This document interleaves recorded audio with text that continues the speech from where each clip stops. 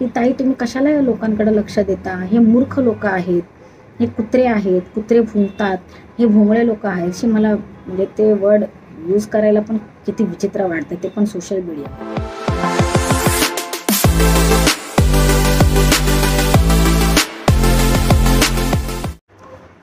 Hi friends, स्वागत आहे तुमचं माझ्या चॅनलवर. कसे आहात तुम्ही? मजेत आहात ना? चला तर आजच्या व्हिडिओला सुरुवात करूया. आजचा व्हिडिओ आहे 100% पुअर रिॲक्शनवरती. पुअर रिॲक्शन नाही, प्युअर रिॲक्शनवरती. तर विषय असा आहे, आधी तर मी सांगते, मी काही कोणाच्या विरोधात वगैरे नाही आहे. मला जे एखाद्या व्यक्ती बरोबर असू शकतं, ते एखाद्या व्यक्ती चूकही असू शकतं. तर जेव्हा बरोबर असतं तर मी तेही बोलते आणि चूक असतं तर मी तेही बोलते, हे मी तुम्हाला आधी सांगते. तर आता विषय असा आहे 100% प्युअर रिॲक्शन. ठीक आहे. ह्या मॅडमने 2 दिवस आधी एक व्हिडिओ टाकलेला रात्री की मी मराठी माणसांना खूप चांगलं समजायची, ते कधी भांडत नाही, ते फक्त पूजापाठ करतात आणि ते म्हणजे छान असतात, असं तसं. तर मला असं वाटत होतं, पण आता यूट्यूबवर मी सगळ्या मराठी यूट्यूबर्स लोकांना बघते, यांचे भांडणं बघते, तर मला कुठंतरी असं वाटतं की काय चाललं आहे मराठी माणसांचं, आणि मला काय कोणाच्या भांडणात पडायचं नाही आहे, म्हणून मी काही रिॲक्शन देत नाही आहे. आणि मला अजिबात भांडण आवडत नाही. आमच्या गल्ली तिकडे भांडण जरी झालं तरी आम्ही दरवाजा खिडक्या मी बंद करून घेते, कारण आपल्याला माहीतच नाही ना कोण चूक आहे कोण बरोबर आहे, मग आपण काय जाऊन बोलणार ना, असं त्या मॅडमचं म्हणणं होतं. म्हणून मी काही रिॲक्शन देत नाही आणि मला भांडण अजिबातच आवडत नाही. ठीक आहे. तर म्हटलं चांगली गोष्ट आहे, सगळ्यांनी आपल्या जीवनामध्ये हे रूल्स फॉलो केलेच पाहिजे, कशाला कोणाच्या भांडणात पडायचं ना, बरोबर आहे. तर दुसऱ्या दिवशी ह्याच मॅडमने व्हिडिओ टाकला, ह्याच मॅडमने व्हिडिओ टाकला. सखी मंचसाठी त्यांनी मेसेज दिला त्या व्हिडिओच्या थ्रू. त्या समजवत होत्या, सखी मंचच्या अध्यक्ष मॅडमला त्या समजवत होत्या. आणि आता त्यांची समजवण्याची पद्धत बघा. आणि त्या स्वतःला सुशिक्षित बोलतात, समजूतदार बोलतात. तर आता त्यांची समजवण्याची पद्धत बघा. त्या अध्यक्ष मॅडम बाईंना समजवत होत्या कशा बघा, की ताई तुम्ही कशाला या लोकांकडे लक्ष देता, हे मूर्ख लोक आहेत, हे कुत्रे आहेत, कुत्रे भुंकतात, हे भोंगळे लोक आहेत. अशी मला म्हणजे ते वर्ड यूज करायला पण किती विचित्र वाटतं, ते पण सोशल मीडियावर. आणि हे असे लोक आहेत, आणि तुम्ही कशाला यांच्या नादाला लागता आणि स्वतःच्या अंगावर चिखल उडवून घेता. आणि त्या ॲडव्होकेट मॅडमबद्दल बोलत होत्या. मी तुम्हाला क्लिअर करते, ॲडव्होकेट मॅडम कोणती, जी बारामतीमध्ये आहेत, ज्या त्यांच्या टी व्हीवरती व्हिडिओ प्ले करून आणि मग त्यांचं मत देतात. ठीक आहे. तर ही रिॲक्शनवाली मॅडम त्या ॲडव्होकेट मॅडमबद्दल बोलत होती. तर आधी त्यांचं म्हणणं हे आहे, रिॲक्शनवाल्या बाईचं म्हणणं हे आहे की त्या ॲडव्होकेटचं वय खूप जास्त आहे, आवाजावरून कळतं. ठीक आहे. मग तुम्हाला जर एवढं कळतं की त्यांचं वय जर जास्त आहे, तर तुम्ही मोठ्या माणसांबरोबर असं बोलता का? मला असं वाटतं की आपल्यापेक्षा जर एखादा माणूस मोठा आहे तर ते चूक असो किंवा बरोबर असो, पण आपण व्यवस्थितच बोललं पाहिजे त्यांच्याबरोबर. तर ह्या बाईचं बोलणं कसं होतं माहिती आहे ॲडव्होकेट मॅडम बाईंसाठी, की तू मूर्ख आहेस आणि तू दुसऱ्यांना काय म्हातारी बोलतेस, तू एवढ्याच वयात मरणार आहेस का? म्हणजे कोण कसं एवढ्या लेवलपर्यंत जाऊ शकतं की एखाद्याच्या मराईबद्दल बोलू शकतं, तेच मला कळत नाही. म्हणजे मी बिलकुल अपेक्षाच नव्हती केली त्या ताईंकडून अशी, आय स्वेअर. म्हणजे कसं ते असं बोलू शकतात की तुम्ही ह्याच वयात मरणार आहे का, आणि तुमची डिग्री खोटी आहे, तुमच्या चॅनलवर तुम्ही काय ॲडव्होकेट लावले. मला काय म्हणायचं आहे, तुम्ही एवढं जज कसं करू शकता कोणाला? तुम्ही पण लोकांचं आहे तर त्याचं ऐकूनच बोलताय ना की ते वकील नाही आहेत, की तुम्ही त्यांना पर्सनली जाऊन भेटले होते त्यांची डिग्री आहे की नाही हे बघायला. मग तुम्ही हे असं कसं बोलता? तुम्ही स्वतःला सुशिक्षित बोलता. सुशिक्षित लोक असे शब्द वापरतात का, ते पण सोशल मीडियावर? म्हणजे तुम्ही घराचे दरवाजे बंद करता जेव्हा गल्लीत भांडण होतं.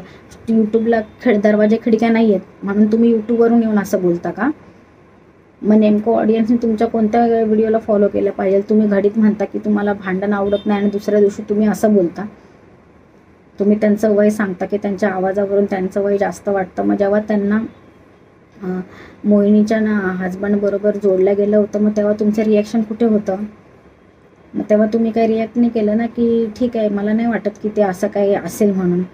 आता मोहिनीताई म्हणतात माझ्या नवऱ्याचे खूप सारे अफेअर आहेत, असं तसं हे ते. घडीत त्या म्हणतात की त्यांच्या नवऱ्याच्या पॅन्टमध्ये पैसे तर सोडा वॉलेट पण नसतं. मग एवढ्या मुली पटतात कशा?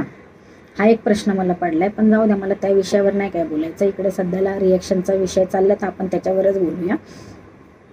तर ह्या मॅडमचं असं म्हणणं होतं की आपण सुशिक्षित लोक आहोत, कुठे ह्या लोकांच्या नादाला लागायचं, सुशिक्षित लोक असे शब्द वापरता का? आणि मेन मला पब्लिकचं लोकांचं मानसिकता समजत नाही मला, की ते स्वतः हे दोन्ही व्हिडिओ बघतात तरी त्यांना फरक पडत नाही, की एकच व्यक्ती एक दिवस आधी म्हणतं मला भांडण आवडत नाही, आणि दुसऱ्या दिवशी तेच व्यक्ती असे शब्द वापरतात. आणि तरी लोक म्हणतात की वाव किती छान तुम्ही बोलता, कसे तुमचे शब्द आहेत, अजिबात काही चुकीच्या शब्दाचा वापर तुम्ही करत नाही. मी माझ्या प्रत्येक व्हिडिओमध्ये हे म्हटलेलं आहे की आपल्याला एखाद्या गोष्टीचा विरोध करायचा आहे तर नक्की करा, पण चांगल्या शब्दात करा. जर तुम्ही स्वतःला चांगलं समजता, चांगलं बोलता, तर तुम्ही चांगल्या शब्दातही विरोध करू शकता. त्याच्यासाठी चुकीच्या शब्दांचा वापर करणं गरजेचं नाही आहे, पण तो यांनी एवढे असे शब्द वापरले. मी काल रात्री बारामती ॲडव्होकेट मॅडमचा व्हिडिओ बघितला. त्यांनी ह्या मॅडमला उत्तर दिलं, पण इतक्या चांगल्या शब्दात त्या तुम्ही आहो करूनच बोलत होत्या.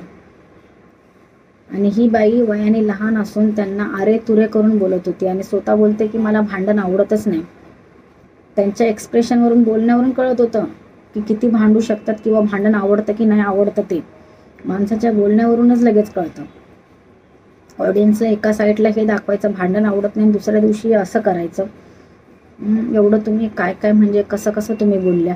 बघा, ॲडव्होकेट मॅडम जे आहेत बारामतीच्या, त्यांनी कधीही त्यांचं रिॲक्शन मत मांडलं असेल तर प्रूफ बरोबर मांडलं असेल. त्यांनी कोणत्याही यूट्यूबरबद्दल काही जरी बोलल्या तर आधी त्यांच्या टीव्हीवर त्यांनी ती गोष्ट प्ले केली, त्याच्यानंतर त्यांनी त्यांचं मत मांडलं. पण जेव्हा त्यांच्यावर आरोप लावले गेले तर ते सिद्ध नाही केले, प्रूफ नाही दिलं, डायरेक्ट आरोप केलेले आहेत. आणि तुम्ही काल असं बोलता ती ह्याच वयात मरणार आहे, डिग्री खोटी आहे, लोकांचं ऐकून तुम्ही जाऊन तिकडे क्लिअर केलं का? असे शब्द तुम्ही वापरता आणि तुम्ही म्हणता की मी सुशिक्षित आहे. मग आपण सोशल मीडियावर बोलतोय, आपला व्हिडिओ एक जण नाही बघत, आणि लोकांचं तर मला काहीच कळत नाही की त्यांना कसा फरक कळत नाही ह्या गोष्टीबद्दल, की आपण काय बघतोय आणि काय आहे ते बोलतात ना, ती कहावत बरोबर आहे, संगतचा असर हा होतोच.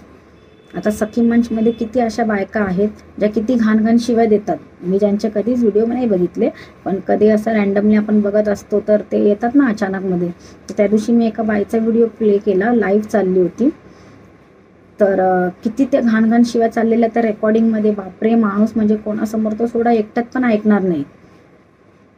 आणि तुम्ही असं म्हणता, आणि तुम्ही तर आत्ता त्या मंचला जोडल्या आणि तुम्हाला पण संगतचा असर लागला. एका व्हिडिओमध्ये तुम्ही म्हणता की मोहिनीला काय बोलू नका, छपरीला बोला, बोबडीला बोला. आपण मोठे माणसं लहान मुलांना असं शिकवतो की असं कोणाला चिडवलं नाही पाहिजे, बोबडी वगैरे हे ते, आणि तुम्ही मोठे असून असं बोलता. तुम्ही तेच दुसऱ्या शब्दात पण बोलू शकत होता. तर म्हणजे बोलतात ना, ते संगतचा असर लागतोच, ते बरोबर मला दिसून आलं. 2 दिवसात तुम्ही लगेच छपरी बोबडी करायला लागले, म्हणजे कळतं त्याच्यावरून. तर ठीक आहे, मला हे एवढंच बोलायचं होतं की सुशिक्षित लोकांचे शब्द मला जेव्हा बरोबर वाटतं तेव्हा मी बरोबर पण बोलते, चूक वाटतं तेव्हा चूक पण बोलते. पण मला असं वाटतं की ह्या मॅडम रिॲक्शन देतात ना, लय घाई गडबडीत तर देतात. त्यांना आदल्या घरची खबर नसते की काय चाललेलं असतं, फक्त हे जे बघतात आणि लगेच रिॲक्शन द्यायला बसलेले असतात. मला हेच वाटतं. चला तर मग आता बघा, तुमच्यावर आहे आता काय तुम्हाला बघायचं आहे आणि काय त्याच्यातून घ्यायचं आहे. एकच व्यक्ती 2 वेळेस 2 दिवस 2 गोष्टी वेगवेगळ्या, आदल्या दिवशी वेगळ्या आणि दुसऱ्या दिवशी वेगळ्या, आता ते तुमच्यावर आहे. ठीक आहे, तर चला मग आता एवढंच बोलून मी माझा व्हिडिओ इथेच संपवते.